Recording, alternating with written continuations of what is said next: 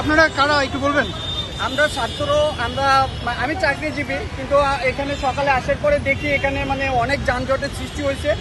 দেন তখন আমরা যেরকম মানে অনেক বাধা বিপত্তি করে ফেসিবাদী সরকারকে আমরা অর্ডার দিয়ে আমরা এখন দেশে একটা শৃঙ্খলা রেট। এইখানে যারা ট্রাফিক কন্ট্রোল করতেছে এরা আসলে কারা তাহলে? এরা আসলে কর্মজীবী মানুষ, যারা বিবেকবান মানুষ, তারা এখানে আসে মানুষকে একটু হেল্প করার জন্য, যাতে সুন্দরভাবে মানুষজন গন্তব্যস্থলে যেতে পারে।